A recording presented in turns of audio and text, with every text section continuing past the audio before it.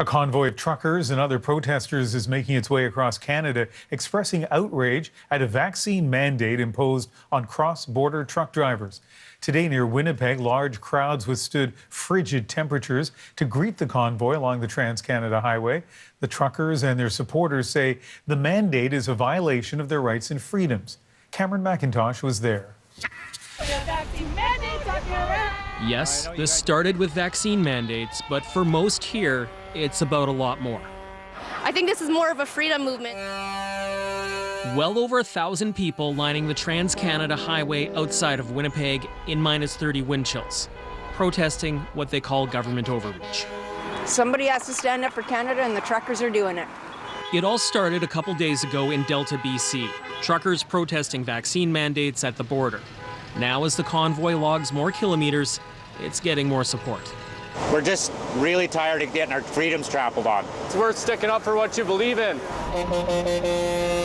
Arriving outside Winnipeg, hundreds of vehicles taking more than an hour to pass. You came from Calgary. Yeah. What do you think of this? It's awesome. To take our country back. This is the Trans-Canada Highway heading east into Winnipeg. Convoy was supposed to stop here. So many people showed up, it had to keep rolling through. We had every intention of not stopping them, but there's too many people. Like, look at here, we're going to get people run over. As it rambled by, no one was hit. It was peaceful. Salvatore Vetro has followed since BC. It's a togetherness like I've never felt before. And it keeps growing. Manitoba trucker Robert Jorgensen just joined on. This isn't about a vaccine mandate on truckers. This is about the entire thing. It's got to go. A message rolling to Ottawa. Cameron McIntosh, CBC News, Headingley, Manitoba. The convoy is also growing as a political issue, with some Conservative MPs expressing their support, while the federal government refuses to budge on vaccine mandates. And as Travis Danraj explains, as the protest moves towards Ottawa, there are also concerns about some online threats. From Ottawa. If you walk into a grocery store and you see products on the shelves, thank a trucker. To Saskatchewan. Our party believes in individual freedom and the ability for Canadians to make their own healthcare choices. Conservative MPs have been lining up to support the message many truckers want to deliver on Parliament Hill this weekend. Vaccine mandates infringe on personal freedom and will stall the supply chain. South of the border, the former president's son also weighed in. So let's support these truckers fighting for freedom, fighting as patriots in their country. Not just political, there's significant financial support for the convoy too. Make sure that your hard-earned dollars, in most cases that you can't afford to give, are going to the right place. Nearly $5 million has been fundraised for the convoy online by organizer Tamara Litch, who is part of Alberta's separatist Maverick Party.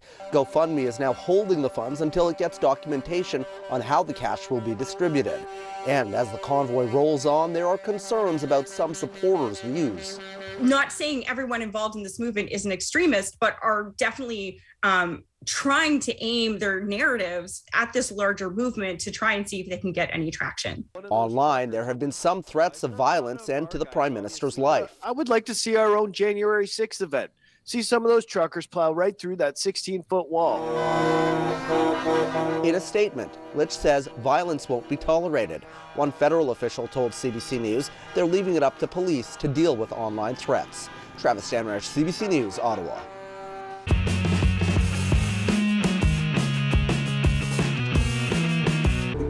What started as a group of truck drivers angry over a cross-border vaccine mandate has gained momentum and gained ground.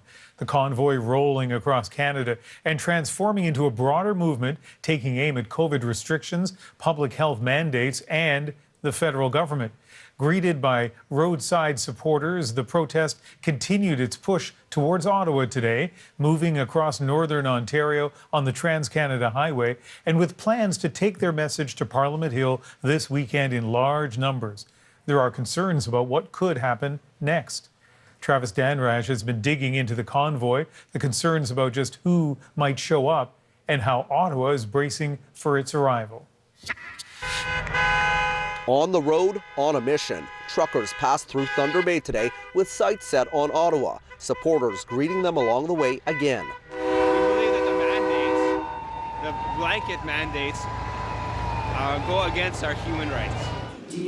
For the first time, the Prime Minister weighed in directly on the convoy, saying 90% of truckers are vaccinated. As for the protesters, small fringe minority of people who are on their way to Ottawa or who are holding unacceptable views that they're expressing do not represent the views of Canadians who have been there for each other.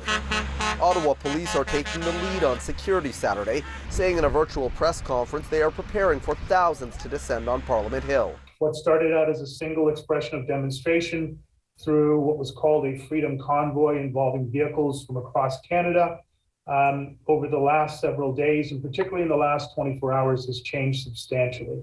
There is increasing concern about violent online rhetoric supporting the convoy, and that those with extreme views are planning on attending. Pat King is in the convoy and claims to be an organizer. He is known for his far-right views and using homophobic and racist language in the past. Other convoy leaders are now distancing themselves from King, but King is dismissing their concerns. 100% that it's had to be done due to the PR. It had to be done. It had to. So it is what it is. Anti-hate groups are concerned about what this weekend could bring. There have been enough people who've been posting messages related to the idea that, well, Canada will have our January 6th event. The majority of the people involved in this protest probably want nothing to do with that. NDP leader Jagmeet Singh said in a statement the convoy is dangerous. This after CBC News confirmed his brother-in-law donated $13,000 to the cause. The NDP says it was a mistake and he's now trying to get the money back. In an op-ed just published, Aaron O'Toole says he supports truckers but denounced extremists, urging Canadians to respect each other's right to protest. And Travis, Ottawa police will be getting some assistance in security for this event. That's right, Ian. It is unclear at this point how many protesters will actually show up here in Ottawa this weekend or how long they will stay, but police say they will be ready. The RCMP, Ottawa Police, and Parliamentary Protective Service, they're setting up a joint operations center to monitor that main protest and also any possible counter demonstrations that could pop up. The other thing I want to note here is on the fundraising effort. It has grown in the past 24 hours by almost $2 million. Now sits at $5.7 million. Ian? All right, Travis, thank you.